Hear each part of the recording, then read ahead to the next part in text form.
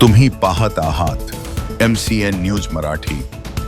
अकोला जिल्हा महिला व बालविकास कार्यालय अंतर्गत जिल्हा बाल संरक्षण कक्ष संलग्नित चाइल्ड लाईन आणि सामाजिक संस्था assist to justice ISWS Akola यांच्या संयुक्तिक कारवाईत अकोला जिल्ह्यातील चांदणी पोलीस स्टेशन अंतर्गत 4 बालविवाह रोखण्यात प्रशासनाला यश आले आहे।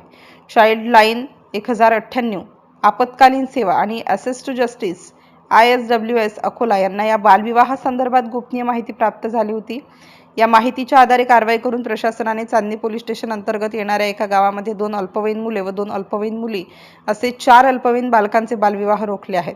चाइल्ड लाईन समन्वयक हर्षाली गजबी आणि असिस्ट टू जस्टिस ISWS अकोलाचे जिल्हा समन्वयक शंकर वाघमारे, ग्रामपंचायत अधिकारी सुनील इंगळे यांनी घटनास्थळ जाऊन या बालकांच्या पालकांची भेट घेतली।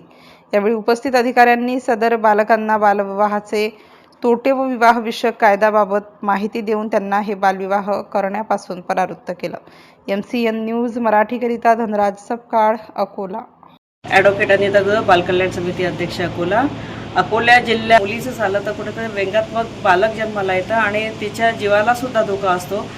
बालविवाह प्रतिबंधक जो कायदा आहे या कायद्यामध्ये प्रमुखता जबाबदारी दिलेली आहे। ग्रामविकास असं आपण म्हणत होतो त्यांच्यावरती जबाबदारी दिलेली आहे आणि हे सगळं थांबवण्यासाठी ग्रामीण स्तरावरती सगळी यंत्रणा म्हणजे पोलीस पाटील असू द्या, आशा वर्कर असू द्या, अंगणवाडी सेविका असू द्या, ग्रामपंचायत सदस्य, ग्रामपंचायत पूर्ण त्यामध्ये आम्ही आव्हान करतो की यांनी दक्षता घेणं गरजेचं आहे। आणि कल्याण समिती अकोला येथे 4 अल्पवयीन बालविवाहाच्या केसेस आल्या।